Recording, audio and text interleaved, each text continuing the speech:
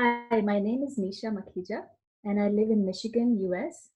I attended this course on naturopathy recently because I was very inquisitive about the fact that post my lung transplant surgery in 2018, I was thinking, since I'm taking so many medicines, 30 tablets in a day, I'm sure a lot of toxins are going in my body.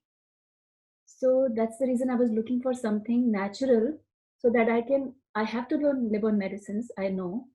But side by side, if I can keep on detoxifying my body, uh, because the medicines are putting so much toxins already.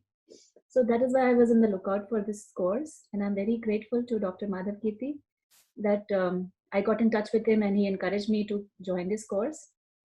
And I'm from an engineering background. So for me, the basic principle of eating and drinking was whatever you put in your mouth, it gets digested no matter what.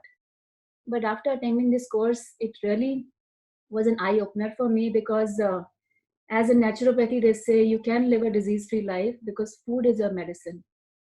So it actually depends on what kind of food you eat and what time you eat.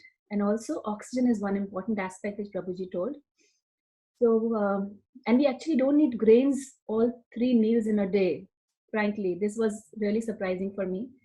We can survive on fruits and vegetables also, and it actually fills our stomach. I have started using that lifestyle recently after attending the course, and I feel so light before sleeping, and I'm more active. Uh, so I would highly recommend that we should know what food to eat, what not to eat, and especially the timings we should follow, which I personally didn't know and maybe ended into a health issue. So thank you so much for giving me an opportunity to attend this course. And what we Say everybody should attend. I'm sure children, of course, would not be interested, but as you grow 20-25 age and above, we all need to take care of our health because before 20-25, everything gets digested, our body is growing. But beyond that age, we need to be very mindful of what we are eating because these days